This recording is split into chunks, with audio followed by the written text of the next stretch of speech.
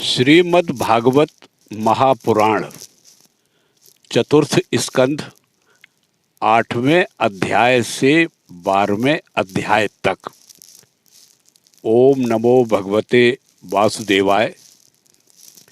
भक्त प्रवर पवित्र कीर्ति ध्रुव चरित्र।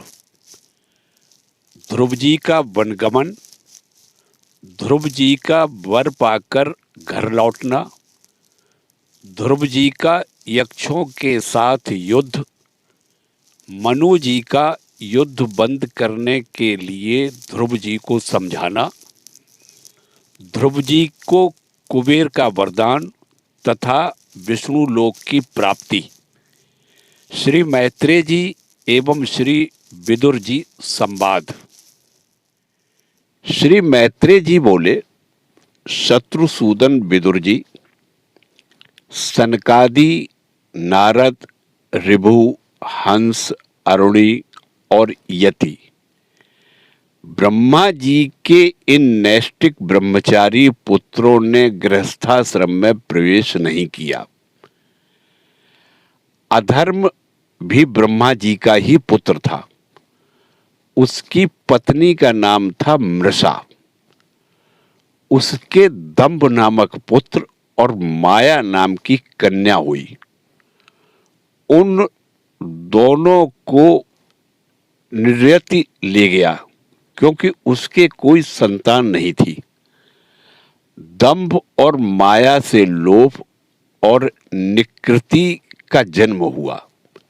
उनसे क्रोध और हिंसा तथा उनसे कलह और उसकी बहन दुरक्ति अर्थात गाली उत्पन्न हुए।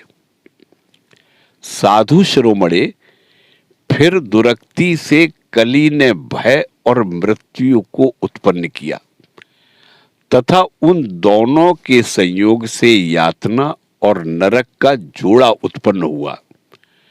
निष्पाप विदुर जी, इस प्रकार मैंने संक्षेप में तुम्हें प्रलय का कारण रूप यह अधर्म का वंश सुनाया।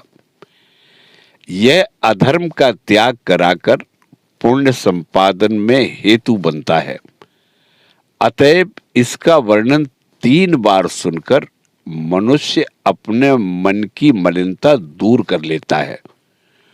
कुरुनंदन, अब मैं श्री हरि के अंश ब्रह्मा जी के अंश से उत्पन्न हुए पवित्र कीर्ति महाराज स्वयंभुव मनु के पुत्रों के वंश का वर्णन करता हूं। महारानी शतरूपा और उनके पति स्वयंभुव मनु से प्रियव्रत और उत्तानपाद ये 2 पुत्र हुए। भगवान वासुदेव की कला से उत्पन्न होने के कारण ये दोनों संसार की रक्षा में तत्पर रहते थे। उत्तानपाद के सुनीति और सुरुचि नाम की 2 पत्नियां थी। उनमें सुरुचि राजा को अधिक प्रिय थी। सुनीति, जिसका पुत्र ध्रुव था, उन्हें वैसी प्रिय नहीं थी। एक दिन राजा उत्तानपाद सुरुचि के पुत्र उत्तम को गोद में बिठाकर प्यार कर रहे थे। उसी समय ध्रुव ने भी गोद में बैठना चाहा, परंतु राजा ने उसका स्वागत नहीं किया। उस समय घमंड से भरी हुई सुरुचि ने अपनी सौत के पुत्र ध्रुव को महाराज की गोद में आने का यत्न करते देख उनके सामने ही उससे डाह भरे शब्दों में कहा, बच्चे, तू राज सिंहासन पर बैठने का अधिकारी नहीं है। तू भी राजा का ही बेटा है। इससे क्या हुआ? तुझको मैंने तो अपनी कोख में नहीं धारण किया। तू अभी नादान है। तुझे पता नहीं है कि तूने किसी दूसरी स्त्री के गर्भ से जन्म लिया है, तभी तो ऐसे दुर्लभ विषय की इच्छा कर रहा है। यदि तुझे राज सिंहासन की इच्छा है तो तपस्या करके परम पुरुष श्री नारायण की आराधना कर और उनकी कृपा से मेरे गर्भ में आकर जन्म ले। श्री मैत्रेय जी बोले, विदुर जी, जिस प्रकार डंडे की चोट खाकर सांप फुफकार मारने लगता है, उसी प्रकार अपनी सौतेली मां के कठोर वचनों से घायल होकर ध्रुव क्रोध के मारे लंबी लंबी सांस लेने लगा। उसके पिता चुपचाप यह सब देखते रहे, मुंह से एक शब्द भी नहीं बोले। तब पिता को छोड़कर ध्रुव रोता हुआ अपनी माता के पास आया। उसके दोनों होठ फड़क रहे थे और वह सिसक सिसक कर रो रहा था।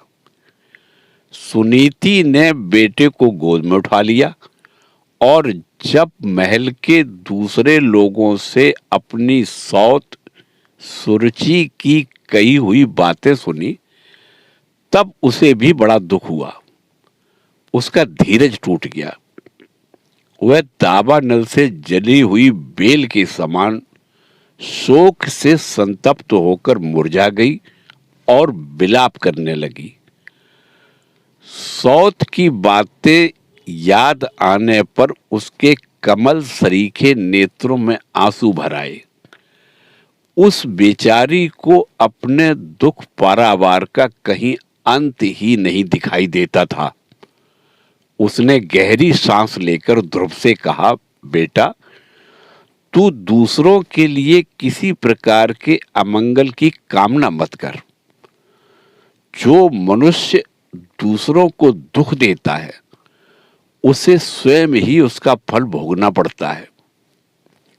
सुरुचि ने जो कुछ कहा है ठीक ही है, क्योंकि महाराज को मुझे पत्नी तो क्या दासी स्वीकार करने में भी लज्जा आती है। तूने मुझ मंदभागिनी के गर्भ से ही जन्म लिया है और मेरे ही दूध से तू पला है।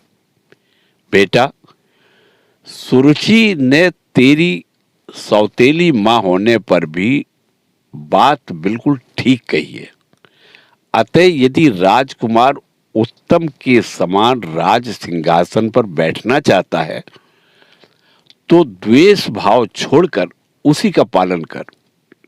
बस श्री अधोथज भगवान के चरण कमलों की आराधना में लग जा। संसार का पालन करने के लिए सत्वगुण को अंगीकार करने वाले उन श्री हरि के चरणों की आराधना करने से ही तेरे परदाता श्री ब्रह्मा जी को वह सर्वश्रेष्ठ पद प्राप्त हुआ है, जो मन और प्राणों को जीतने वाले मुनियों के द्वारा भी वंदनीय है। इसी प्रकार तेरे दादा स्वयंभू मनु ने भी बड़ी बड़ी दक्षिणाओं वाले यज्ञों के द्वारा अनन्य भाव से उन्हीं भगवान की आराधना की थी। तभी उन्हें दूसरों के लिए अति दुर्लभ लौकिक, अलौकिक तथा मोक्ष सुख की प्राप्ति हुई। बेटा, तू भी उन भक्त वत्सल श्री भगवान का ही आश्रय ले। जन्म मृत्यु के चक्र से छूटने की इच्छा करने वाले मुमुक्ष लोग निरंतर उन्हीं के चरण कमलों के मार्ग की खोज किया करते हैं। तू स्वधर्म पालन से पवित्र हुए अपने चित्त में श्री पुरुषोत्तम भगवान को बैठा ले तथा अन्य सबका चिंतन छोड़कर केवल उन्हीं का भजन कर। बेटा, उन कमल दल लोचन श्री हरि को छोड़कर मुझे तो तेरे दुख को दूर करने वाला और कोई दिखाई नहीं देता। देख, जिसे प्रसन्न करने के लिए ब्रह्मा आदि सब देवता ढूंढते रहते हैं, वे लक्ष्मी जी भी दीपक की भांति हाथ में कमल लिए निरंतर उन्हीं श्री हरि की खोज किया करती हैं। मैत्रेय जी बोले, माता सुनीति ने जो वचन कहे वे अभीष्ट वस्तु की प्राप्ति का मार्ग दिखलाने वाले थे। अतः उन्हें सुनकर ध्रुव ने बुद्धि द्वारा अपने चित्त का समाधान किया। इसके बाद वे पिता के नगर से निकल पड़े। यह सब समाचार सुनकर और ध्रुव क्या करना चाहता है, इस बात को जानकर नारद जी वहां आए। उन्होंने ध्रुव के मस्तक पर अपना पापनाशक कर कमल फेरते हुए मन ही मन विस्मित होकर कहा, अहो, क्षत्रियों का कैसा अद्भुत तेज है। वे थोड़ा सा भी मान भंग नहीं सह सकते।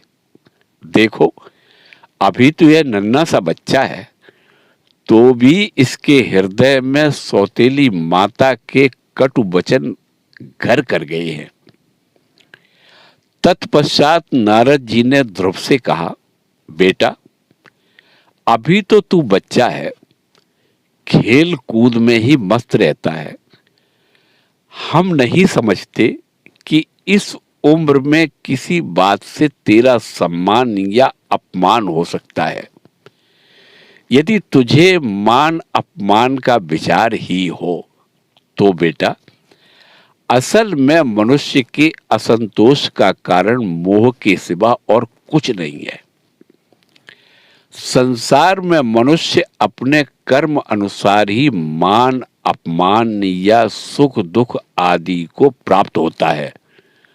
तात, भगवान की गति बड़ी विचित्र है, इसलिए उस पर विचार करके बुद्धिमान पुरुष को चाहिए कि दैव बस उसे जैसी भी परिस्थिति का सामना करना पड़े, उसी में संतुष्ट रहे।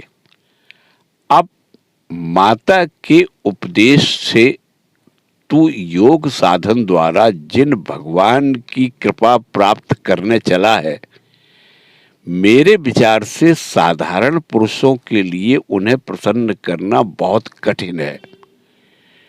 योगी लोग अनेकों जन्म तक अनासक्त रहकर समाधि योग के द्वारा बड़ी बड़ी कठोर साधनाएं करते रहते हैं, परंतु भगवान के मार्ग का पता नहीं पाते। इसलिए तू यह व्यर्थ का हट छोड़ दे और घर लौट जा। बड़ा होने पर जब परमार्थ साधन का समय आवे, तब उसके लिए प्रयत्न कर लेना। विधाता के विधान के अनुसार सुख दुख जो कुछ भी प्राप्त हो, उसी में चित्त को संतुष्ट रखना चाहिए।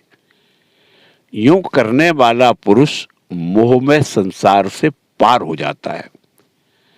मनुष्य को चाहिए कि अपने से अधिक गुणवान को देखकर प्रसन्न हो, जो कम गुण वाला हो उस पर दया करे, और जो अपने समान गुण वाला हो उससे मित्रता का भाव रखे।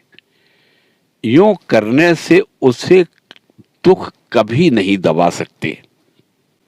ध्रुव बोले, भगवान, सुख दुख से जिनका चित्त चंचल हो जाता है, उन लोगों के लिए आपने कृपा करके शांति का यह बहुत अच्छा उपाय बतलाया, परंतु मुझ जैसे अज्ञानियों की दृष्टि यहां तक नहीं पहुंच पाती। इसके सिवा मुझे घोर क्षत्रिय स्वभाव प्राप्त हुआ है, अतएव मुझ में विनय का प्रायः अभाव है। सुरुचि ने अपने कटु वचन रूपी बाणों से मेरे हृदय को विदीर्ण कर डाला है, इसलिए उसमें आपका यह उपदेश नहीं ठहर पाता। ब्राह्मण, मैं उस पद पर अधिकार करना चाहता हूं जो त्रिलोकी में सबसे श्रेष्ठ है, तथा जिस पर मेरे बाप दादे और दूसरे कोई भी आरूढ़ नहीं हो सके हैं। आप मुझे उसी की प्राप्ति का कोई अच्छा सा मार्ग बतलाइए।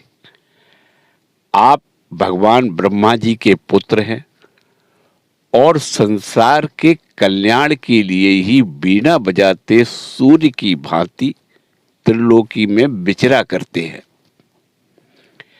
श्री मैत्रेय जी बोले, ध्रुव की बात सुनकर भगवान नारद जी बड़े प्रसन्न हुए और उस पर कृपा करके इस प्रकार सद उपदेश करने लगे।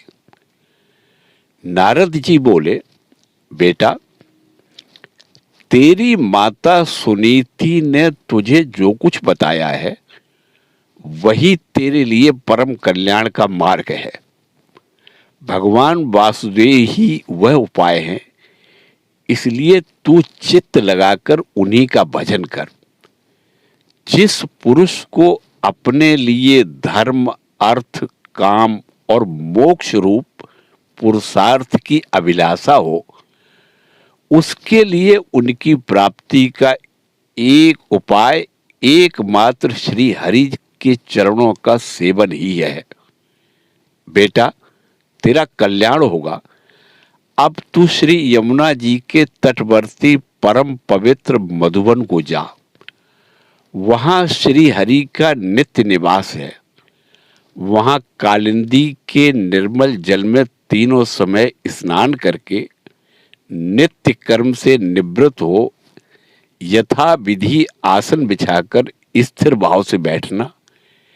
फिर रेचक, पूरक और कुंभक 3 प्रकार के प्राणायाम से धीरे धीरे प्राण, मन और इंद्रिय के दोषों को दूर कर धैर्य युक्त मन से परम गुरु श्री भगवान का इस प्रकार ध्यान करना।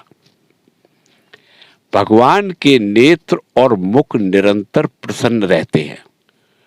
उन्हें देखने से ऐसा मालूम होता है कि वे प्रसन्नता पूर्वक भक्त को वर देने के लिए उद्यत हैं।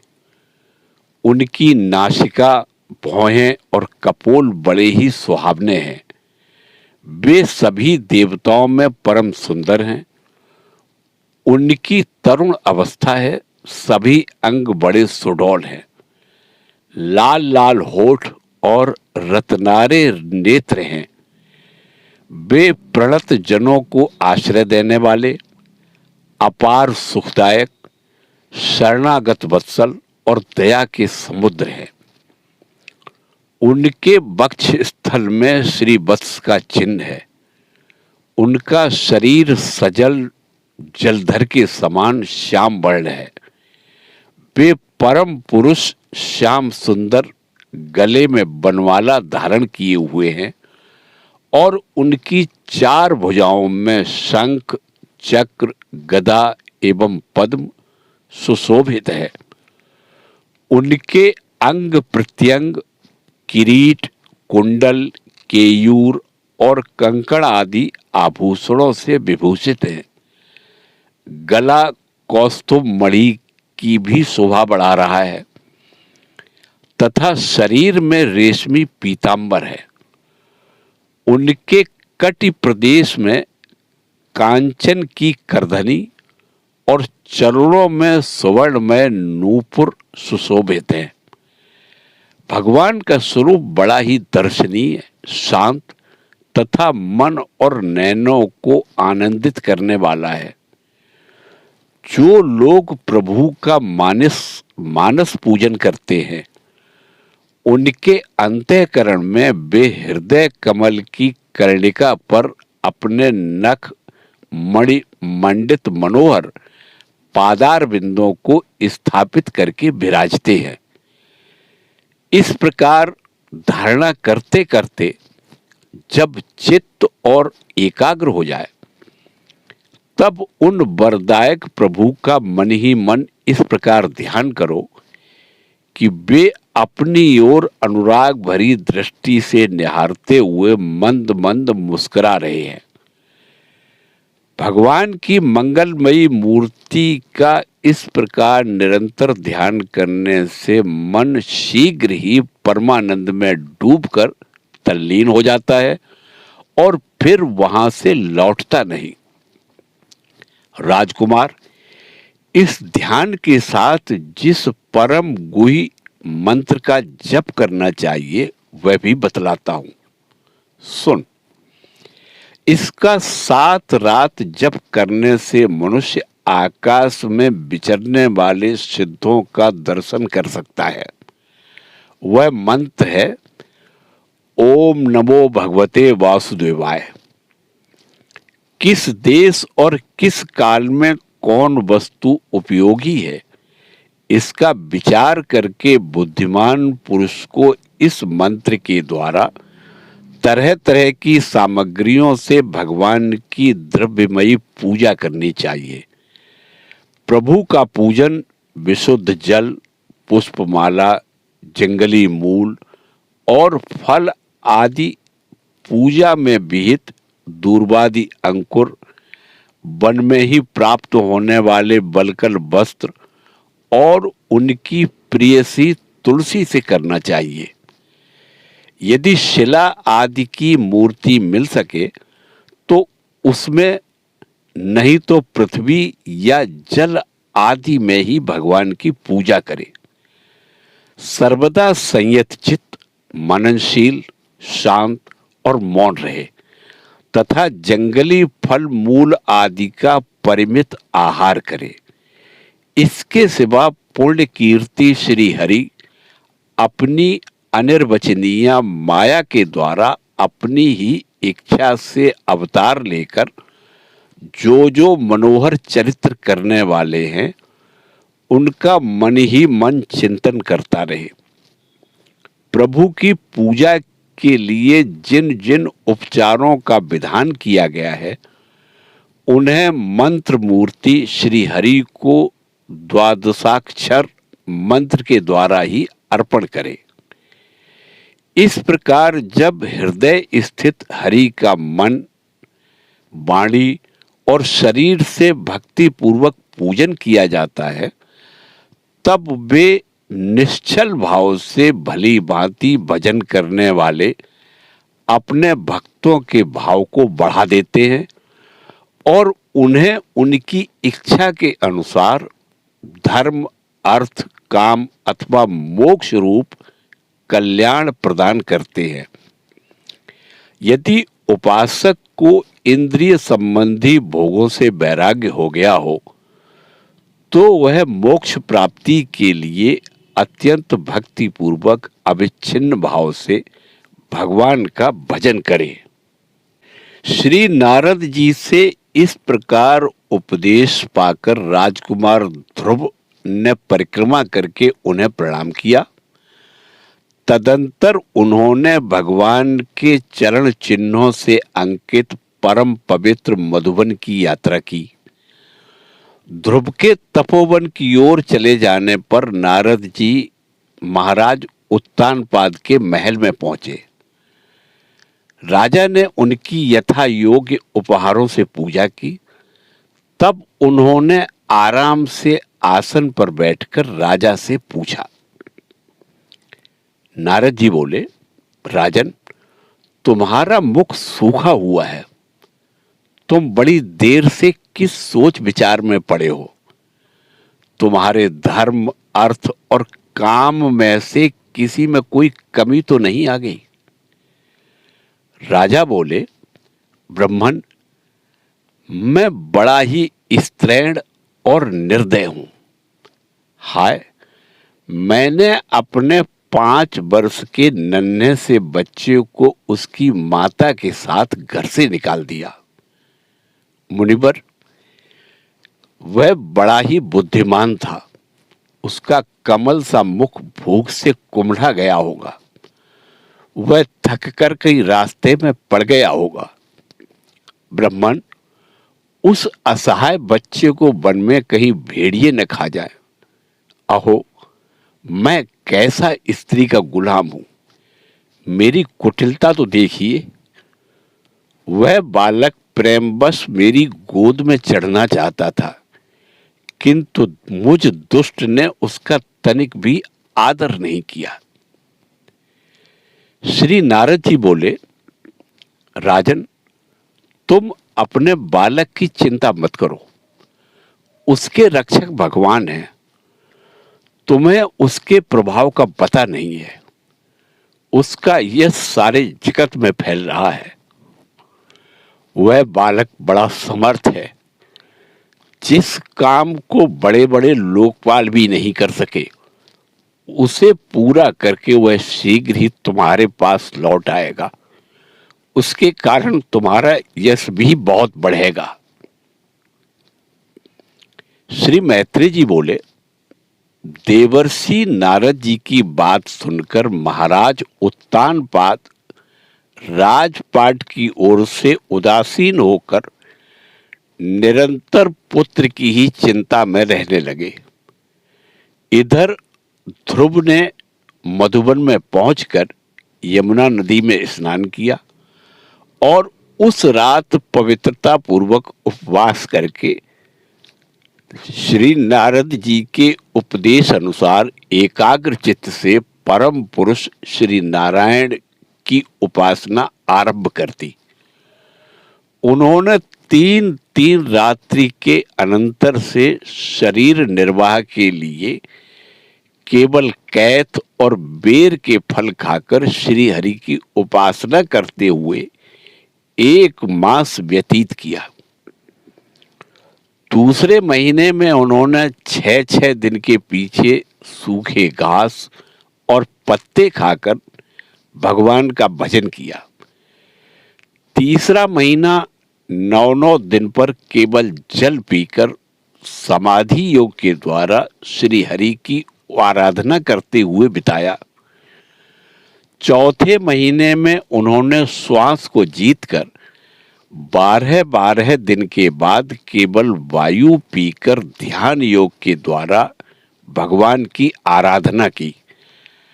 5वां मास लगने पर राजकुमार ध्रुव श्वास को जीतकर परम ब्रह्म का चिंतन करते हुए एक पैर से खंबे के समान निश्चल भाव से खड़े हो गए।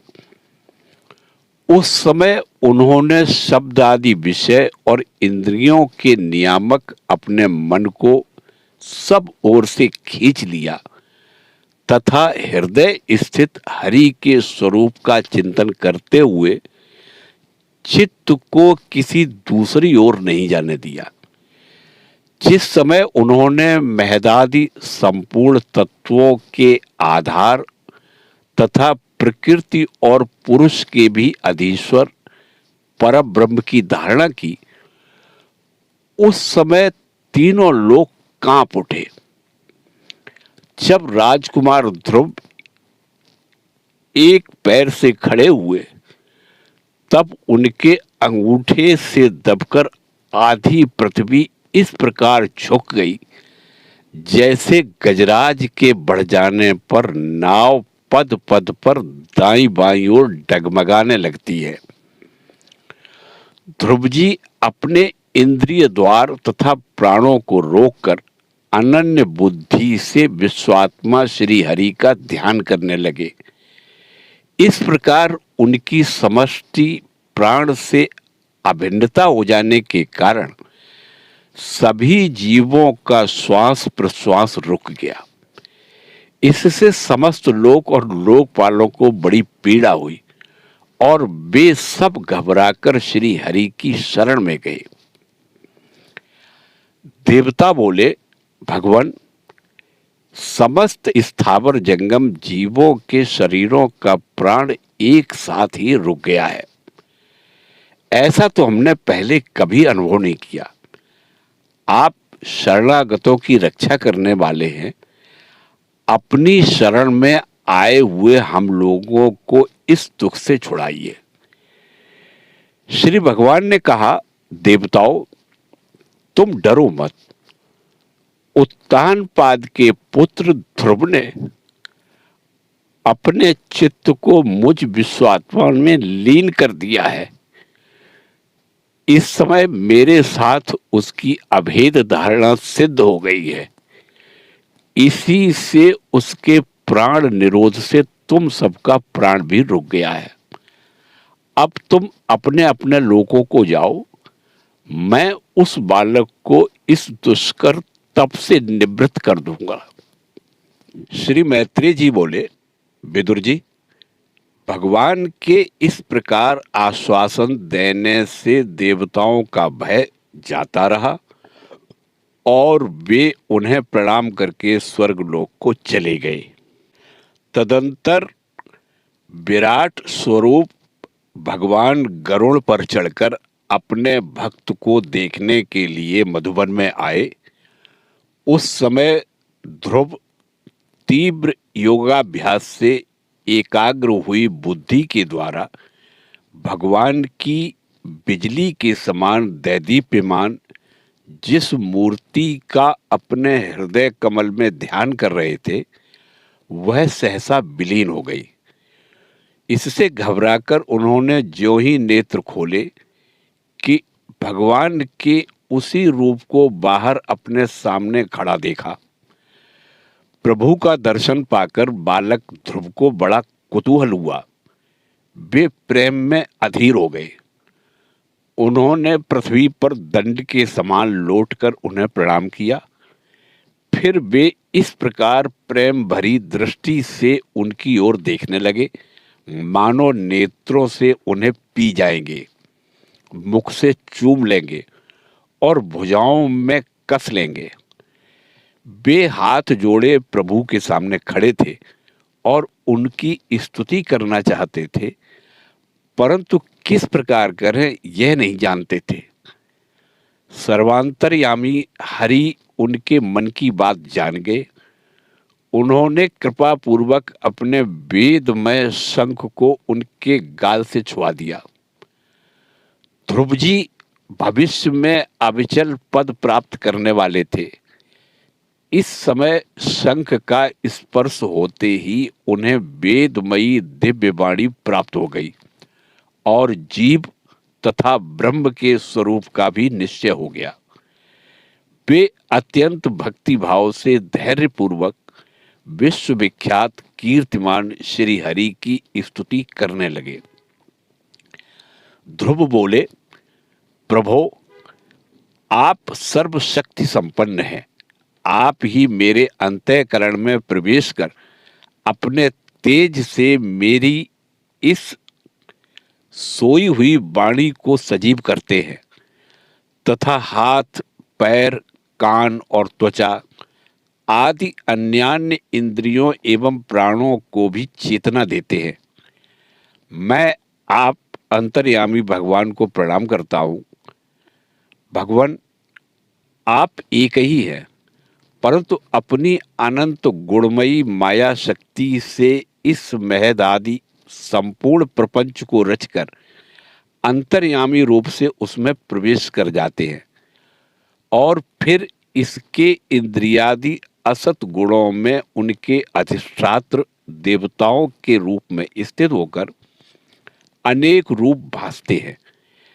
ठीक वैसे ही जैसे तरह तरह की लकड़ियों को प्रकट हुई आग अपनी उपाधियों के अनुसार भिन्न भिन्न रूपों में भासती है।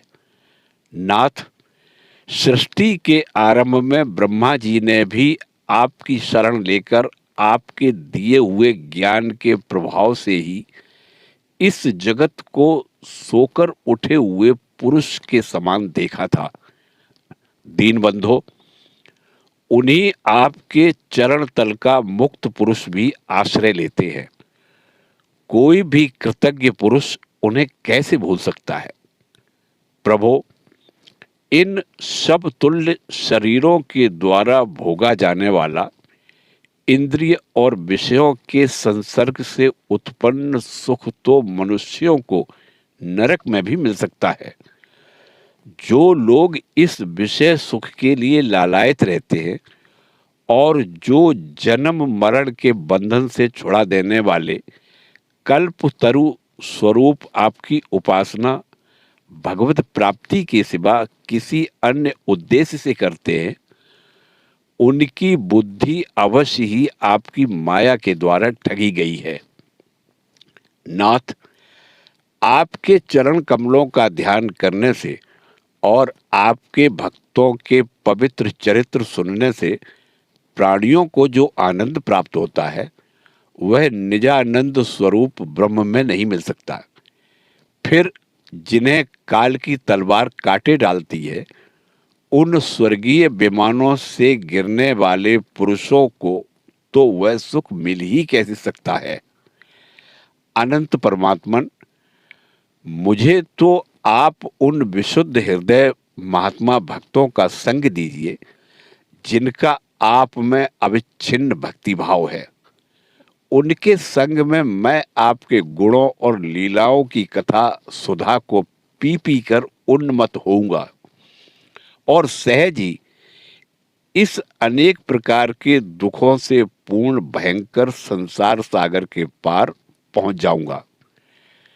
कमलनाभ प्रभो, जिनका चित्त आपके चरण कमल की सुगंध में लुभाया हुआ है, उन महानुभावों का जो लोग संग करते हैं, वे अपने इस अत्यंत प्रिय शरीर और इसके संबंधी पुत्र, मित्र, गृह और स्त्री आदि की सुधि भी नहीं करते। अजन्मा परमेश्वर, मैं तो पशु, वृक्ष, पर्वत, पक्षी, सरीसृप, देवता, दैत्य और मनुष्य आदि से परिपूर्ण तथा महदादि अनेकों कारणों से संपादित आपके इस सदात्मक स्थूल विश्व रूप को ही जानता हूँ। इससे परे जो आपका परम स्वरूप है, जिसमें वाणी की गति नहीं है, उसका मुझे पता नहीं है। भगवान, कल्प का अंत होने पर योग निद्रा में स्थित जो परम पुरुष इस संपूर्ण विश्व को अपने उदर में लीन करके शेष जी के साथ उन्हीं की गोद में शयन करते हैं तथा जिनके नाभि कमल से प्रकट हुए सर्वलोक में सुवर्ण वर्ण कमल से परम तेजोमय ब्रह्मा जी उत्पन्न हुए, वे भगवान आप ही हैं। मैं आपको प्रणाम करता हूँ। प्रभो, आप अपनी अखंड चिन्मयी दृष्टि से बुद्धि की सभी अवस्थाओं के साक्षी हैं तथा नित्य मुक्त शुद्ध सत्वमय सर्वज्ञ परमात्म स्वरूप निर्विकार आदि पुरुष सरेश्वर संपन्न एवं तीनों गुणों के अधीश्वर हैं। आप जीव से सर्वथा भिन्न हैं तथा संसार की स्थिति के लिए यज्ञाधिष्ठाता विष्णु रूप से विराजमान है। आप से ही विद्या अविद्या आदि विरुद्ध गतियों वाली अनेकों शक्तियां धारावाहिक रूप से निरंतर प्रकट होती रहती हैं। आप जगत के कारण अखंड अनादि अनंत आनंदमय निर्विकार ब्रह्म स्वरूप है। मैं आपकी शरण में हूँ। भगवान, आप परमानंद मूर्ति है। जो लोग ऐसा समझकर निष्काम भाव से आपका निरंतर भजन करते हैं, उनके लिए राज्य आदि भोगों की अपेक्षा आपके चरण कमलों की प्राप्ति ही भजन का सच्चा फल है। स्वामिन, यद्यपि बात ऐसी ही है, तो भी गऊ जैसे अपने तुरंत के जन्मे हुए बछड़े को दूध पिलाती और व्याघ्र आदि से बचाती रहती है, उसी प्रकार आप भी भक्तों पर कृपा करने के लिए निरंतर विकल रहने के कारण हम जैसे सकाम जीवों की भी कामना पूर्ण करके उनकी संसार भय से रक्षा करते रहते हैं। मैत्रेय जी बोले, विदुर जी, जब शुभ संकल्प वाले मतिमान ध्रुव ने इस प्रकार स्तुति की, तब भक्त वत्सल भगवान उनकी प्रशंसा करते हुए कहने लगे। श्री भगवान बोले, उत्तम व्रत का पालन करने वाले राजकुमार, मैं तेरे हृदय का संकल्प जानता हूं। यद्यपि उस पद का प्राप्त होना बहुत कठिन है, तो भी मैं तुझे वह देता हूं, तेरा कल्याण हो। भद्र, जिस तेजोमय अविनाशी लोक को आज तक किसी ने प्राप्त नहीं किया, जिसके चारों ओर ग्रह, नक्षत्र और तारागण रूप ज्योतिष चक्र उसी प्रकार चक्कर काटता रहता है जिस प्रकार मेढ़ी के चारों ओर दमरी के बैल घूमते रहते हैं। अवान्तर कल्प पर्यंत रहने वाले अन्य लोकों का नाश हो जाने पर भी जो स्थिर रहता है तथा तारागण के सहित धर्म, अग्नि, कश्यप और शुक्र आदि नक्षत्र एवं सप्तर्षि गण जिसकी प्रदक्षिणा किया करते हैं, वह ध्रुव लोक मैं तुझे देता हूं।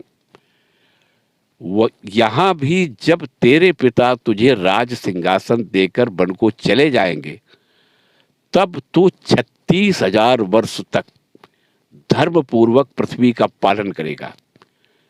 तेरी इंद्रियों की शक्ति ज्यों की त्यों बनी रहेगी।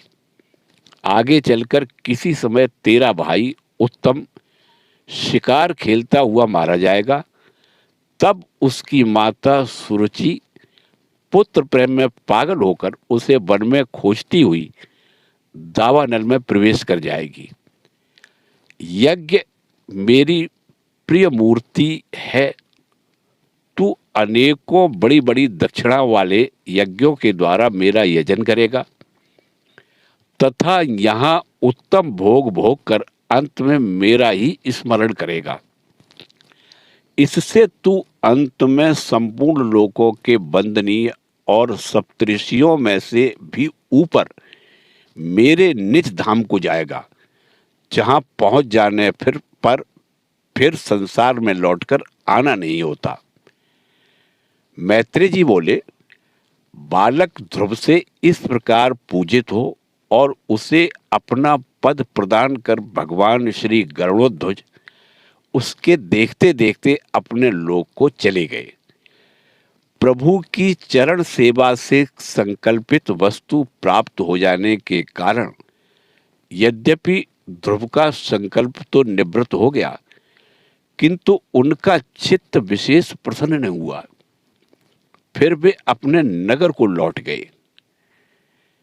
विदुर जी ने पूछा, ब्राह्मण, मायापति श्री हरि का परम पद तो अत्यंत दुर्लभ है और मिलता भी उनके चरण कमलों की उपासना से ही है। ध्रुव भी सारा सार का पूर्ण विवेक रखते थे, फिर एक ही जन्म में इस परम पद को पा लेने पर भी उन्होंने अपने को अकृतार्थ ही क्यों समझा?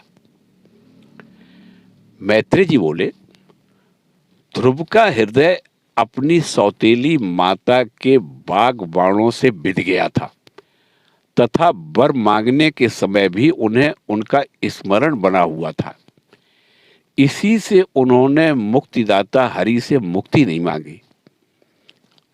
अब जब भगवत दर्शन से वह मनोमालिन्य दूर हो गया तो उन्हें अपनी इस भूल के लिए पश्चाताप हुआ। ध्रुव मन ही मन कहने लगे, अहो, सनकादि ऊर्ध्वरेता सिद्ध भी जिन्हें समाधि द्वारा अनेकों जन्मों में प्राप्त कर पाते हैं, उन भगवत चरणों की छाया को मैंने 6 महीने में ही पा लिया, किंतु चित्त में दूसरी वासना रहने के कारण मैं फिर उनसे दूर हो गया। अहो, मुझ मंद भाग्य की मूर्खता तो देखो। मैंने संसार पाश को काटने वाले प्रभु के पाद पद्मों में पहुंचकर भी उनसे नाशवान वस्तु की ही याचना की। देवताओं को स्वर्ग भोग के पश्चात फिर नीचे गिरना होता है, इसलिए वे मेरी भगवत प्राप्ति रूप उच्च स्थिति को सहन नहीं कर सके। अतः उन्होंने मेरी बुद्धि को नष्ट कर दिया। तभी तो दुष्ट ने नारद जी की यथार्थ बात भी स्वीकार नहीं की। यद्यपि संसार में आत्मा के सिवा दूसरा कोई भी नहीं है, तथापि सोया हुआ मनुष्य जैसे स्वप्न में अपने ही कल्पना किए हुए व्याघ्र आदि से डरता है, उसी प्रकार मैंने भी भगवान की माया से मोहित होकर भाई को ही शत्रु मान लिया और व्यर्थ ही द्वेष रूप हार्दिक रोग से जलने लगा। जिन्हें प्रसन्न करना अत्यंत कठिन है, उन्हीं विश्वात्मा श्री हरि को तपस्या द्वारा प्रसन्न करके मैंने जो कुछ मांगा है वह सब व्यर्थ है। ठीक उसी तरह जैसे गतायु पुरुष के लिए चिकित्सा व्यर्थ होती है। ओह, मैं बड़ा भाग्यहीन हूं। संसार बंधन का नाश करने वाले प्रभु से मैंने संसार ही मांगा।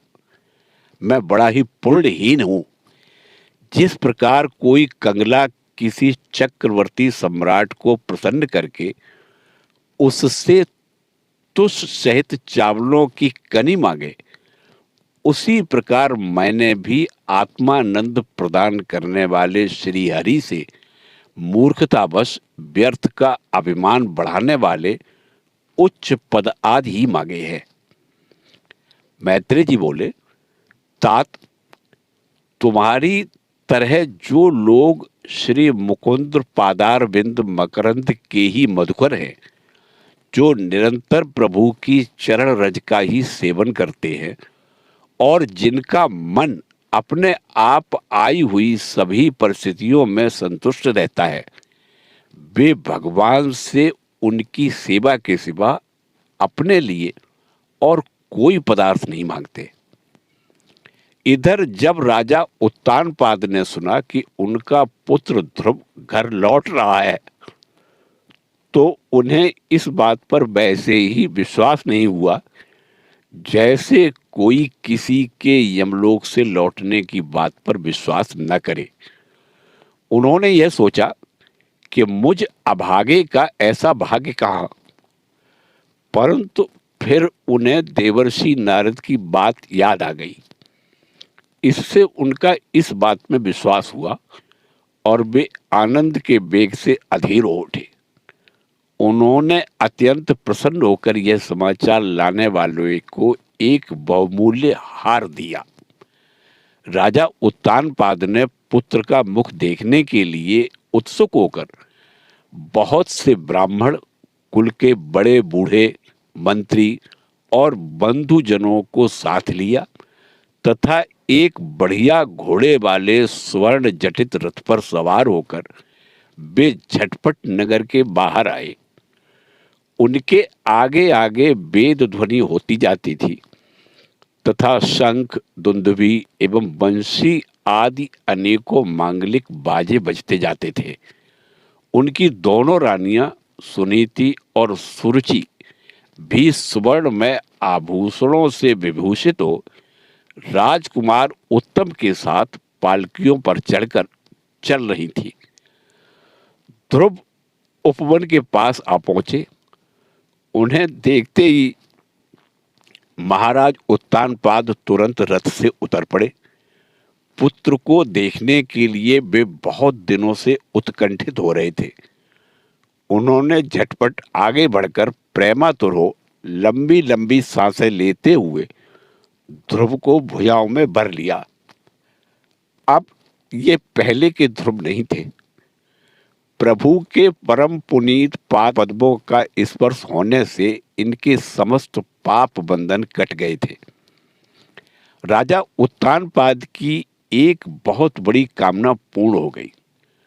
उन्होंने बार बार पुत्र का सिर सूंघा और आनंद तथा प्रेम के कारण निकलने वाले ठंडे ठंडे आंसुओं से उन्हें नहला दिया। तदंतर सज्जनों में अग्रगण्य ध्रुव ने पिता के चरणों में प्रणाम किया और उनसे आशीर्वाद पाकर कुशल प्रश्न आदि से सम्मानित हो दोनों माताओं को प्रणाम किया। छोटी माता सुरुचि ने अपने चरणों पर झुके हुए बालक ध्रुव को उठाकर हृदय से लगा लिया और अश्रु गदगद वाणी से चिरंजीवी रहो ऐसा आशीर्वाद दिया। जिस प्रकार जल स्वयं ही नीचे की ओर बहने लगता है, उसी प्रकार मैत्री आदि गुणों के कारण जिस पर भगवान प्रसन्न हो जाते हैं, उसके आगे सभी जीव झुक जाते हैं। इधर उत्तम और ध्रुव दोनों ही प्रेम से विह्वल होकर मिले।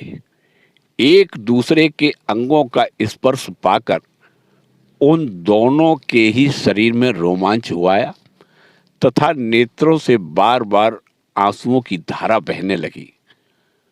ध्रुव की माता सुनीति अपने प्राणों से भी प्यारे पुत्र को गले लगाकर सारा संताप भूल गई। उसके सुकुमार अंगों के स्पर्श से उसे बड़ा ही आनंद प्राप्त हुआ।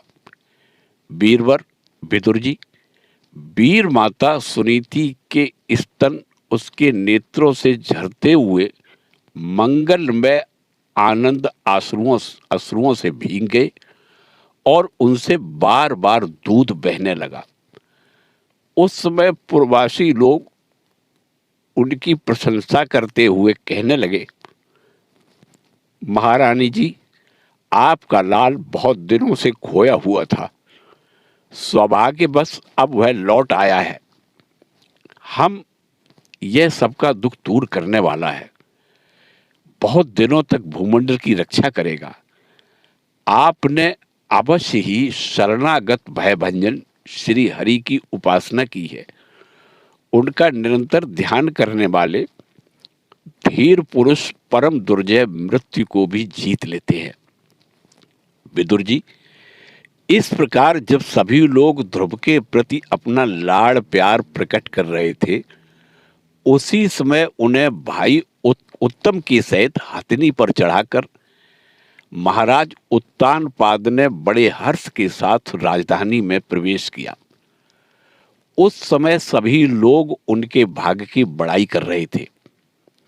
नगर में जहां तहां मगर के आकार के सुंदर दरवाजे बनाए गए थे तथा फल फूलों के गुच्छों के सहित केले के खंभे और सुपारी के पौधे सजाए गए थे।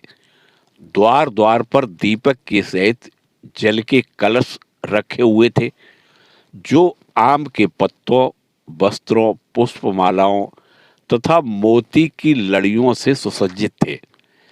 जिन अनेकों परकोटों, फाटकों और महलों से नगरी सुशोभित थी, उन सबको स्वर्ण की सामग्रियों से सजाया गया था तथा उनके कंगूरे विमानों के शिखरों के समान चमक रहे थे। नगर के चौक, गलियों, अटारियों और सड़कों को झाड़ बुहार कर उन पर चंदन का छिड़काव किया गया था और जहां तहां खील, चावल, पुष्प, फल, जौ एवं अन्य मांगलिक उपहार सामग्रियां सजी रखी थी। ध्रुव राजमार्ग से जा रहे थे। उस समय जहां तहां नगर की शीलवती सुंदरियां उन्हें देखने को एकत्र हो रही थी। उन्होंने वात्सल्य भाव से अनेकों शुभाशीर्वाद देते हुए उन पर सफेद सरसों, अछत, दही, जल, दूर्वा, पुष्प और फलों की वर्षा की। इस प्रकार उनके मनोहर गीत सुनते हुए ध्रुव ने अपने पिता के महल में प्रवेश किया। वह श्रेष्ठ भवन महामूल्य मणियों की लड़ियों से सुसज्जित था। उसमें अपने पिताजी के लाड़ प्यार का सुख भोगते हुए वे उसी प्रकार आनंद पूर्वक रहने लगे जैसे स्वर्ग में देवता लोग रहते हैं। वहां दूध के फैन के समान सफेद और कोमल शैयाएं, हाथी दांत के पलंग, सुनहरी कामदार पर्दे, बहुमूल्य आसन और बहुत सा सोने का सामान था।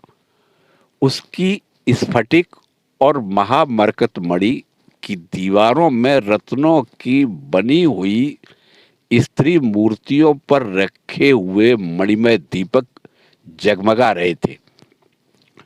उस महल के चारों ओर अनेक जाति के दिव्य वृक्षों से सुशोभित उद्यान थे, जिनमें नर और मादा पक्षियों का कलरव तथा मतवाले भौरों का गुंजार होता रहता था। उन बगीचों में वैदूर्य मणि की सीढ़ियों से सुशोभित बावलियां थी, जिनमें लाल, नीले और सफेद रंग के कमल खिले रहते थे तथा हंस, कारड़ौ, चकवा और सारस आदि पक्षी क्रीड़ा करते रहते थे। राजर्षि उत्तानपाद ने अपने पुत्र के अति अद्भुत प्रभाव की बात देवर्षि नारद से पहले ही सुन रखी थी। अब उसे प्रत्यक्ष वैसा ही देखकर उन्हें बड़ा आश्चर्य हुआ। फिर यह देखकर कि अब ध्रुव तरुण अवस्था को प्राप्त हो गए हैं, अमात्य वर्ग उन्हें आदर की दृष्टि से देखते हैं तथा प्रजा का भी उन पर अनुराग है, उन्होंने उन्हें निखिल भूमंडल के राज्य पर अभिषिक्त कर दिया और आप वृद्धावस्था आई जानकर आत्म स्वरूप का चिंतन करते हुए संसार से विरक्त होकर वन को चल दिए। श्री मैत्रेय जी बोले, विदुर जी, ध्रुव ने प्रजापति शिशुमार की पुत्री भ्रमी के साथ विवाह किया। उससे उनके कल्प और वत्सर नाम के 2 पुत्र हुए। महाबली ध्रुव की दूसरी स्त्री वायुपुत्री एला थी।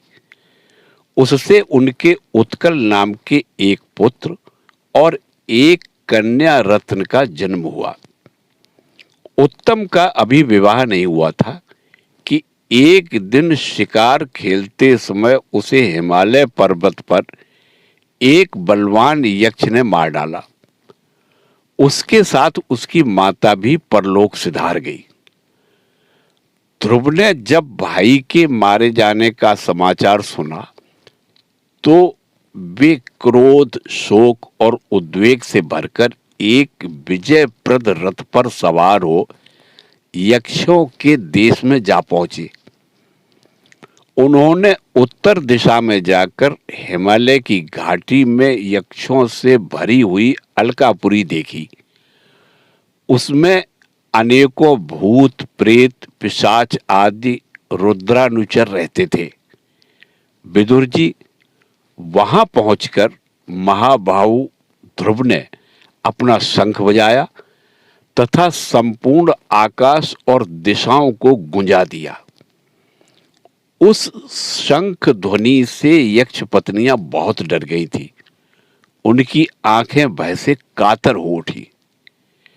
वीरवर विदुर जी, महाबलवान यक्ष वीरों को यह शंखनाद सहन नहीं हुआ, इसलिए वे तरह तरह के अस्त्र शस्त्र लेकर नगर के बाहर निकल आए और ध्रुव पर टूट पड़े।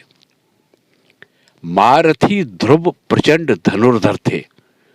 उन्होंने एक ही साथ उनमें से प्रत्येक को 3-3 बाण मारे। उन सभी ने जब अपने अपने मस्तकों में 3-3 बाण लगे देखे, तब उन्हें यह विश्वास हो गया कि हमारी हार अवश्य होगी। वे ध्रुव के इस अद्भुत पराक्रम की प्रशंसा करने लगे। फिर जैसे सर्प किसी के पैरों का आघात नहीं सहते, उसी प्रकार ध्रुव के इस पराक्रम को न सहकर उन्होंने भी उनके बाणों के जवाब में एक ही साथ उनसे दूने 6-6 बाण छोड़े। यक्षों की संख्या 13 आयुत थी। उन्होंने ध्रुव का बदला लेने के लिए अत्यंत कुपित होकर रथ और सारथी से के सहित उन पर परिग, खंग, प्रास, त्रिशूल, फरसा, शक्ति, रिष्टि, भुसुंडी तथा चित्र विचित्र पंखदार बाणों की वर्षा की। इस भीषण शस्त्र वर्षा से ध्रुव जी बिल्कुल ढक गए। तब लोगों को उनका देखना वैसे ही बंद हो गया जैसे भारी वर्षा से पर्वत का। उस समय जो सिद्धगण आकाश में स्थित होकर यह दृश्य देख रहे थे, वे सब हाय हाय करने लगे। आज यक्ष सेना रूप समुद्र में डूबकर यह मानव सूर्य अस्त हो गया। यक्ष लोग अपनी विजय की घोषणा करते हुए युद्ध क्षेत्र में सिंह की तरह गर्जना करने लगे। इसी बीच में ध्रुव जी का रथ एकाएक वैसे ही प्रकट हुआ जैसे कोहरे में से सूर्य भगवान निकल आते हैं। ध्रुव ने अपने दिव्य धनुष की टंकार करके शत्रुओं के दिल दहला दिए और फिर प्रचंड बाणों की वर्षा करके उनके अस्त्र शस्त्रों को इस प्रकार छिन्न भिन्न कर दिया जैसे आंधी बादलों को तितर बितर कर देती है। उनके धनुष से छूटे हुए तीखे और तीर यक्ष राक्षसों के कवचों को भेद कर इस प्रकार उनके शरीरों में घुस गए जैसे इंद्र के छोड़े हुए वज्र पर्वतों में प्रवेश कर गए थे। विदुर जी, महाराज ध्रुव के बाणों से कटे हुए यक्षों के सुंदर कुंडल मंडित मस्तकों से, सुनहरी ताल वृक्ष के समान जांघों से, वलय विभूषित बाहुओं से, हार, भुजबंध, मुकुट और बहुमूल्य पगड़ियों से पटी हुई वह वीरों के मन को लुभाने वाली समर भूमि बड़ी शोभा पा रही थी। जो यक्ष किसी प्रकार जीवित बचे वे क्षत्रिय प्रवर ध्रुव जी के बाणों से प्रायः अंग अंग छिन्न भिन्न हो जाने के कारण युद्ध क्रीड़ा में सिंह से परास्त हुए गजराज के समान मैदान छोड़कर भाग गए। नरश्रेष्ठ ध्रुव जी ने देखा कि उस विस्तृत रणभूमि में अब एक भी शत्रु अस्त्र शस्त्र लिए उनके सामने नहीं है, तो उनकी इच्छा अलकापुरी देखने को हुई, किंतु वे पुरी के भीतर नहीं गए। ये मायावी क्या करना चाहते इस बात का मनुष्य को पता नहीं लग सकता। सारथी से इस प्रकार कहकर वे उस विचित्र रथ में बैठे रहे और शत्रु के नवीन आक्रमण की आशंका से सावधान हो गए। इतने में ही उन्हें समुद्र की गर्जना के समान आंधी का भीषण शब्द सुनाई दिया तथा दिशाओं में उठती हुई धूल भी दिखाई दी। एक क्षण में ही सारा आकाश मेघमाला से घिर गया। सब ओर भयंकर गड़गड़ाहट के साथ बिजली चमकने लगी। निष्पाप विदुर जी, उन बादलों से खून, कफ, पीव, विष्ठा, मूत्र एवं चर्बी की वर्षा होने लगी और ध्रुव के आगे आकाश से बहुत से धड़ गिरने लगे। फिर आकाश में एक पर्वत दिखाई दिया और सभी दिशाओं में पत्थरों की वर्षा के साथ गदा, परिघ, तलवार और मूसल गिरने लगे। उन्होंने देखा कि बहुत से सर्प वज्र की तरह फुफकार मारते रोषपूर्ण नेत्रों से आग की चिंगारियां उगलते आ रहे हैं। झुंड के झुंड मतवाले हाथी, सिंह और बाघ भी दौड़े चले आ रहे हैं। प्रलय काल के समान भयंकर समुद्र अपनी उत्ताल तरंगों से पृथ्वी को सब ओर से डुबाता हुआ बड़ी भीषण गर्जना के साथ उनकी ओर बढ़ रहा है। क्रूर स्वभाव असुरों ने अपनी आसुरी माया से ऐसे ही बहुत से कौतुक दिखलाए जिनसे कायरों के मन कांप सकते थे।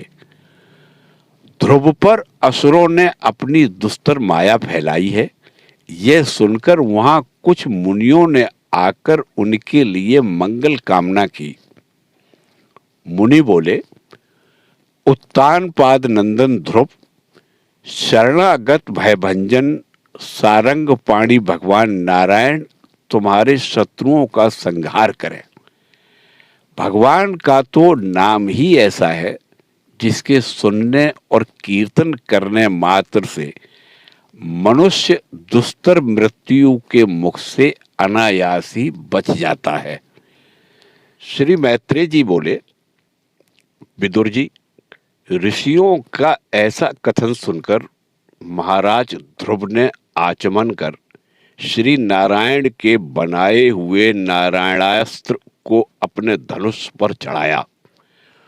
उस बाण के चढ़ाते ही यक्षों द्वारा रची हुई नाना प्रकार की माया उसी क्षण नष्ट हो गई। जिस प्रकार ज्ञान का उदय होने पर अविद्या आदि क्लेश नष्ट हो जाते हैं, ऋषिवर नारायण के द्वारा आविष्कृत उस अस्त्र को धनुष पर चढ़ाते ही उससे राजहंस के से पक्ष और सोने के फल वाले बड़े बड़े तीखे बाण निकले और जिस प्रकार मयूर के कारप करते वन में घुस जाते हैं, उसी प्रकार भयानक साए साए शब्द करते हुए वे शत्रु की सेना में घुस गए। उन तीखी धार वाले बाणों ने शत्रुओं को बेचैन कर दिया। तब उस रणांगण में अनेकों यक्षों ने अत्यंत कुपित होकर अपने अस्त्र शस्त्र संभाले और जिस प्रकार गरुड़ के छेड़ने से बड़े बड़े सर्प फन उठाकर उनकी ओर दौड़ते हैं, उसी प्रकार वे इधर उधर से ध्रुव जी पर टूट पड़े। उन्हें सामने आते देख ध्रुव ने अपने बाणों द्वारा उनकी भुजाएं, जांघें, कंधे और उदर आदि अंग प्रत्यंगों को छिन्न भिन्न कर उन्हें उस सर्वश्रेष्ठ लोक में भेज दिया जिसमें ऊर्ध्वरेता मुनिगण सूर्य मंडल का भेदन करके जाते हैं। अब उनके पितामह स्वयंभुव मनु ने देखा कि विचित्र रथ पर चढ़े हुए ध्रुव अनेकों निरपराध यक्षों को मार रहे हैं, तो उन्हें उन पर बहुत दया आई। वे बहुत से ऋषियों को साथ लेकर आए और अपने पौत्र ध्रुव को समझाने लगे। मनु बोले, बेटा, बस बस अधिक क्रोध करना ठीक नहीं। यह पापी नरक का द्वार है। इसी के वशीभूत होकर तुमने इन निरपराध यक्षों का वध किया है। तात, तुम जो निर्दोष यक्षों के संहार पर उतर रहे हो, यह हमारे कुल के योग्य कर्म नहीं है। साधु पुरुष इसकी बड़ी निंदा करते हैं। बेटा, तुम्हारा अपने भाई पर बड़ा अनुराग था, यह तो ठीक है, परंतु देखो, उसके वध से संतप्त होकर तुमने एक यक्ष के अपराध करने पर प्रसंगवश कितनों की हत्या कर डाली। इस जड़ शरीर को ही आत्मा मानकर इसके लिए पशुओं की भांति प्राणियों की हिंसा करना, यह भगवत सेवी साधु जनों का मार्ग नहीं है। प्रभु की आराधना करना बड़ा कठिन है, परंतु तुमने तो लड़कपन में ही संपूर्ण भूतों के आश्रय स्थान श्री हरि की सर्वभूतात्म भाव से आराधना करके उनका परम पद प्राप्त कर लिया है। तुम्हें तो प्रभु भी अपना प्रिय भक्त समझते हैं तथा भक्तजन भी तुम्हारा आदर करते हैं। तुम साधु जनों के पथ प्रदर्शक हो, फिर भी तुमने ऐसा निंदनीय कर्म कैसे किया?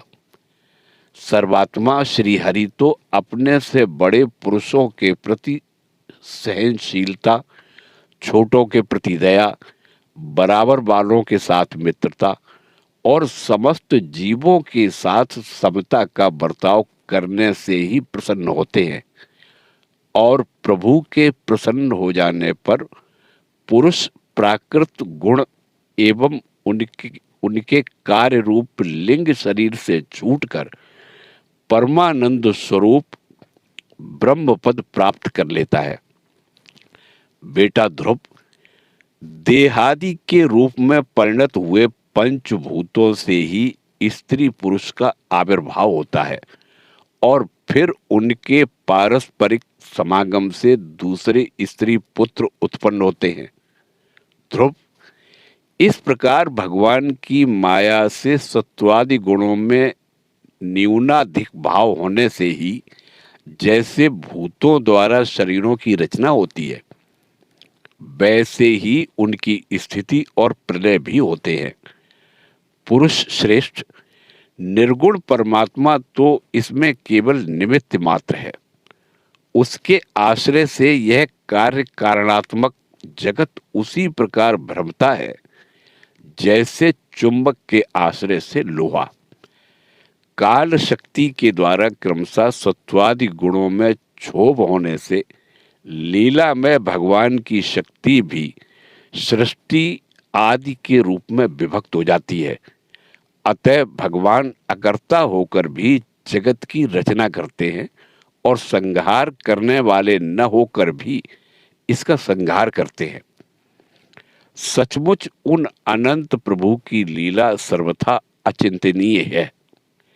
ध्रुव, वे काल स्वरूप अव्यय परमात्मा ही स्वयं अंत रहित होकर भी जगत का अंत करने वाले हैं तथा अनादि होकर भी सबके आदि करता है।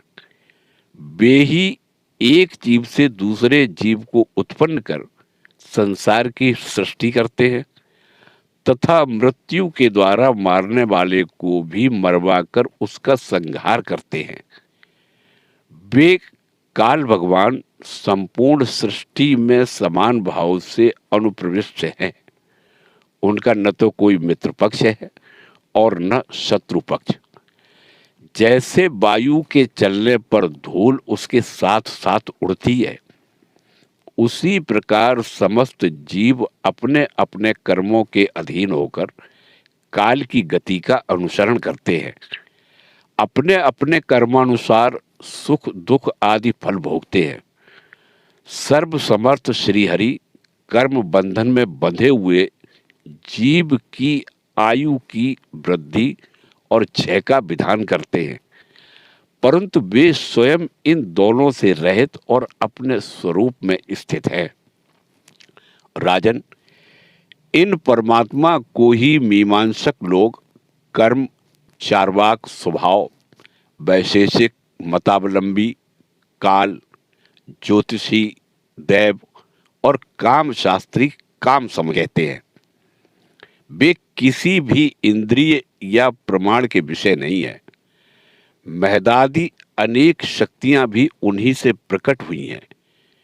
वे क्या करना चाहते हैं, इस बात को भी संसार में कोई नहीं जानता। फिर अपने मूल कारण उन प्रभु को तो जान ही कौन सकता है। बेटा, ये कुबेर के अनुचर तुम्हारे भाई को मारने वाले नहीं हैं, क्योंकि मनुष्य के जन्म मरण का वास्तविक कारण तो ईश्वर है। एकमात्र वही संसार को रचता, पालता और नष्ट करता है, किंतु अहंकार शून्य होने के कारण इनके गुण और कर्मों से सदा निर्लेप रहता है। वे संपूर्ण प्राणियों के अंतर्मात्मा, नियंता और रक्षा करने वाले प्रभु ही अपनी माया शक्ति से युक्त होकर समस्त जीवों का सृजन, पालन और संहार करते हैं। जिस प्रकार नाक में नकेल पड़े हुए बैल अपने मालिक का बोझा ढोते रहते हैं, उसी प्रकार जगत की रचना करने वाले ब्रह्मादि भी नाम रूप डोरी से बंधे हुए उन्हीं की आज्ञा का पालन करते हैं। वे अभक्तों के लिए मृत्यु रूप और भक्तों के लिए अमृत रूप हैं तथा संसार के एकमात्र आश्रय हैं। तात, तुम सब प्रकार उन्हीं परमात्मा की शरण लो। तुम 5 वर्ष की ही अवस्था में अपनी सौतेली माता के बागबाणों से मर्माहत होकर माँ की गोद छोड़कर वन को चले गए थे। वहां तपस्या द्वारा जिन ऋषिकेश भगवान की आराधना करके तुमने त्रिलोकी के ऊपर ध्रुव पद प्राप्त किया है और जो तुम्हारे वैर भावहीन सरल हृदय में वात्सल्यवश विशेष रूप से विराजमान हुए थे, उन निर्गुण, अद्वितीय, अविनाशी और नित्य मुक्त परमात्मा को आध्यात्म दृष्टि से अपने अंतःकरण में ढूंढो। उनमें यह भेद भाव में प्रपंच न होने पर भी प्रतीत हो रहा है। ऐसा करने से सर्वशक्ति संपन्न परमानंद स्वरूप सर्वांतर्यामी भगवान अनंत में तुम्हारी सुदृढ़ भक्ति होगी और उसके प्रभाव से तुम मैं मेरेपन के रूप से दृढ़ हुई अविद्या की गांठ को काट डालोगे। राजन, जिस प्रकार औषधि से रोग शांत किया जाता है, उसी प्रकार मैंने तुम्हें जो कुछ उपदेश दिया है उस पर विचार करके अपने क्रोध को शांत करो। क्रोध कल्याण मार्ग का बड़ा ही विरोधी है। भगवान तुम्हारा मंगल करे। क्रोध के वशीभूत हुए पुरुष से सभी लोगों को बड़ा भय होता है। इसलिए जो बुद्धिमान पुरुष ऐसा चाहता है कि मुझसे किसी भी प्राणी को भय न हो और मुझे भी किसी से भय न हो, उसे क्रोध के वश में कभी नहीं होना चाहिए। तुमने जो यह समझकर कि ये मेरे भाई के मारने वाले हैं, इतने यक्षों का संहार किया है, इससे तुम्हारे द्वारा भगवान शंकर के सखा कुबेर जी का बड़ा अपराध हुआ है।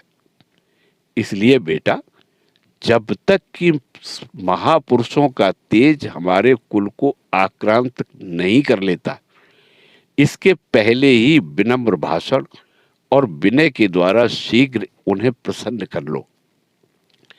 इस प्रकार स्वयंभुव मनु ने अपने पौत्र ध्रुव को शिक्षा दी। तब ध्रुव ने उन्हें प्रणाम किया। इसके पश्चात वे महर्षियों के सहित अपने लोक को चले गए। श्री मैत्रेय जी बोले, विदुर जी, ध्रुव का क्रोध शांत हो गया और वे यक्षों के वध से निवृत्त हो गए हैं। यह जानकर भगवान कुबेर वहां आए। उस समय यक्ष, चारण और किन्नर लोग उनकी स्तुति कर रहे थे। उन्हें देखते ही ध्रुव हाथ जोड़कर खड़े हो गए। तब कुबेर ने कहा, कुबेर बोले, शुद्ध हृदय क्षत्रिय कुमार, तुमने अपने दादा के उपदेश से ऐसा दुस्तेज वैर त्याग दिया, इससे मैं तुम पर बहुत प्रसन्न हूं।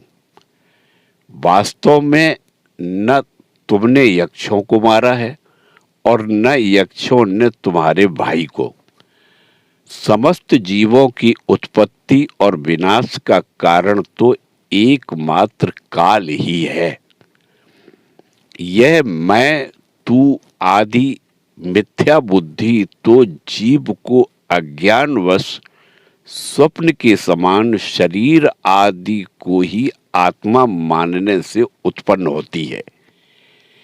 इसी से मनुष्य को बंधन एवं दुख आदि विपरीत अवस्थाओं की प्राप्ति होती है। ध्रुव, अब तुम जाओ, भगवान तुम्हारा मंगल करे। तुम संसार पाश से मुक्त होने के लिए सब जीवों में समदृष्टि रखकर सर्वभूतात्मा भगवान श्री हरि का भजन करो। वे संसार पाश का छेदन करने वाले हैं तथा संसार की उत्पत्ति आदि के लिए अपनी त्रिगुणात्मिका माया शक्ति से युक्त होकर भी वास्तव में उससे रहित हैं। उनके चरण कमल ही सबके लिए भजन करने योग्य हैं।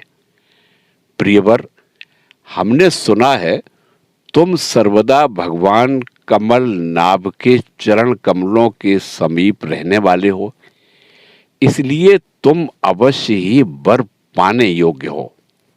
ध्रुव, तुम्हें जिस वर की इच्छा हो मुझसे निसंकोच एवं निशंक होकर मांग लो। श्री मैत्रेय जी बोले, विदुर जी, यक्षराज कुबेर ने जब इस प्रकार वर मांगने के लिए आग्रह किया, तब महाभागवत महामती ध्रुव ने उनसे यही मांगा कि मुझे श्री हरि की अखंड स्मृति बनी रहे, जिससे मनुष्य सहज ही दुस्तर संसार सागर को पार कर जाता है। इड़बिड़ा के पुत्र कुबेर जी ने बड़े प्रसन्न मन से उन्हें भगवत स्मृति प्रदान की। फिर उनके देखते ही देखते वे अंतर्धान हो गए। इसके पश्चात ध्रुव भी अपनी राजधानी को लौट आए। वहां रहते हुए उन्होंने बड़ी बड़ी दक्षिणा वाले यज्ञों से भगवान यज्ञ पुरुष की आराधना की। भगवान ही द्रव्य, क्रिया और देवता संबंधी समस्त कर्म और उसके फल हैं, तथा वे ही कर्म फल के दाता भी हैं। सर्वोपाधि शून्य सर्वात्मा श्री अच्युत में प्रबल वेग युक्त भक्तिभाव रखते हुए ध्रुव अपने में और समस्त प्राणियों में सर्वव्यापक श्री हरि को ही विराजमान देखने लगे। ध्रुव बड़े ही शील संपन्न, ब्राह्मण भक्त, दीन वत्सल और धर्म मर्यादा के रक्षक थे। उनकी प्रजा उन्हें साक्षात पिता के समान मानती थी। इस प्रकार तरह तरह के ऐश्वर्य भोग से पुरुष का और भोगों के त्याग रूप यज्ञादि कर्मों के अनुष्ठान से पाप का क्षय करते हुए उन्होंने 36,000 वर्ष तक पृथ्वी का शासन किया। जितेंद्रिय महात्मा ध्रुव ने इसी तरह अर्थ, धर्म और काम के संपादन में बहुत से वर्ष बिताकर अपने पुत्र उत्कल को राज सिंहासन सौंप दिया।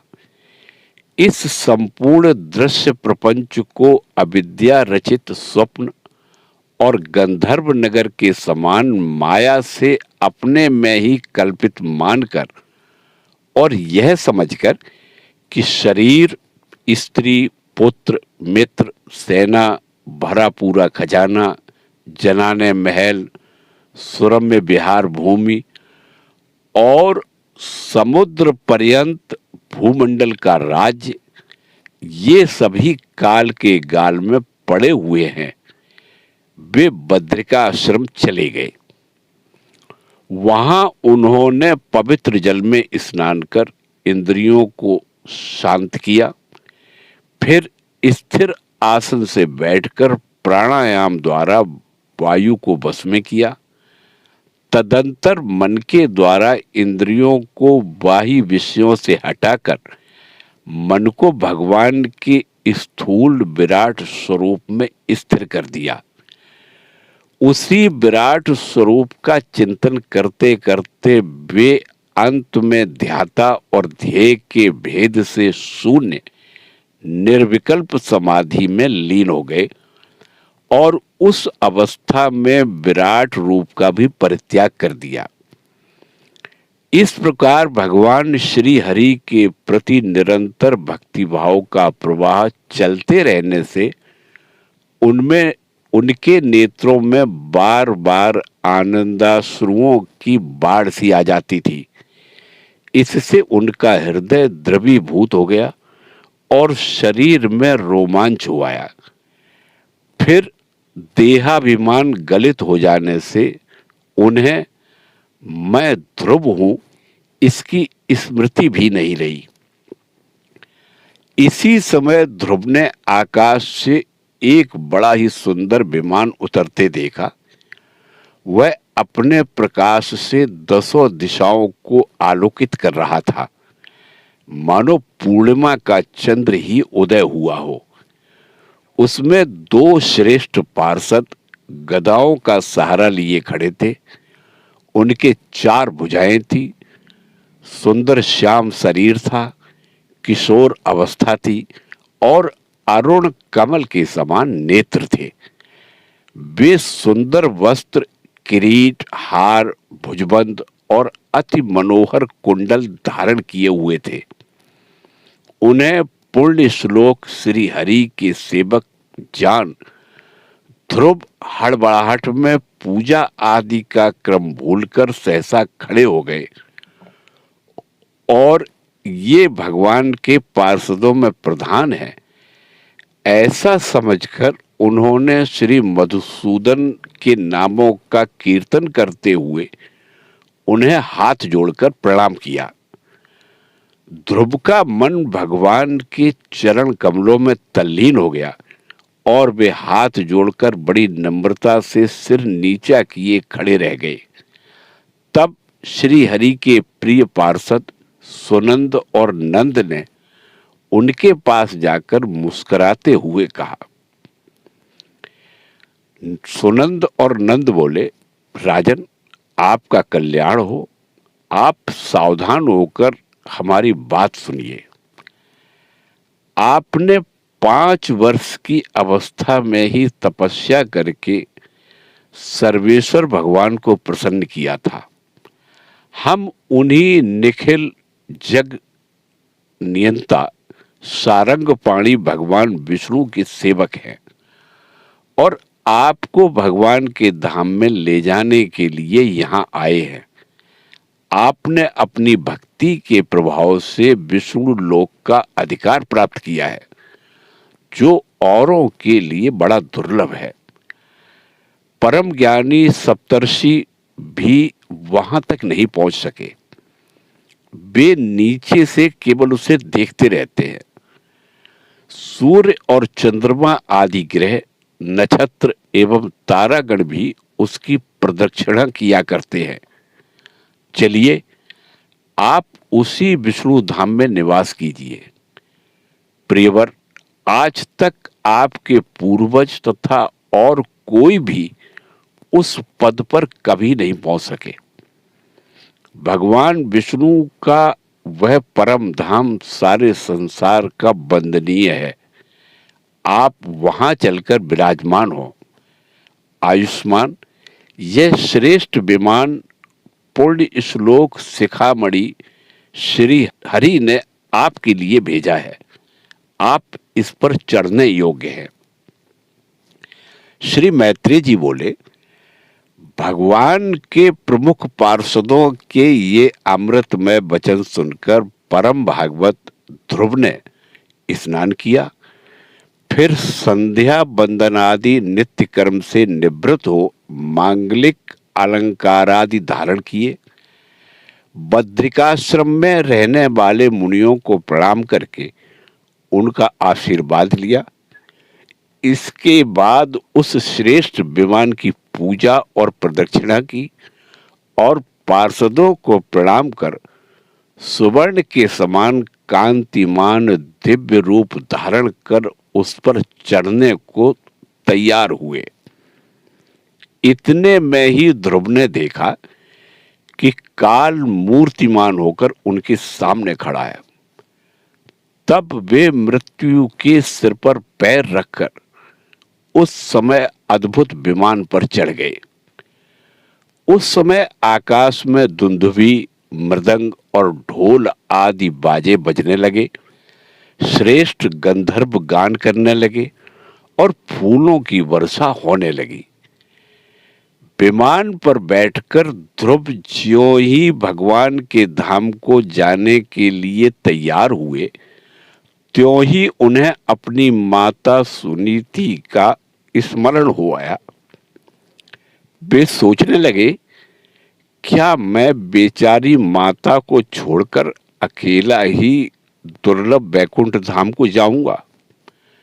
नंद और सुनंद ने ध्रुव के हृदय की बात जानकर उन्हें दिखलाया कि देवी सुनीति आगे आगे दूसरे विमान पर जा रही हैं। उन्होंने क्रमशः सूर्य आदि सभी ग्रह देखे। मार्ग में जहां तहां विमानों पर बैठे हुए देवता उनकी प्रशंसा करते हुए फूलों की वर्षा करते जाते थे। उस दिव्य विमान पर बैठकर ध्रुव त्रिलोकी को पार कर सप्तऋषि मंडल में से भी ऊपर भगवान विष्णु के नित्य धाम में पहुंचे। इस प्रकार उन्होंने अविचल गति प्राप्त की। यह दिव्य धाम अपने ही प्रकार से प्रकाशित है। इसी के प्रकाश से तीनों लोक प्रकाशित हैं। इसमें जीवों पर निर्दयता करने वाले पुरुष नहीं जा सकते।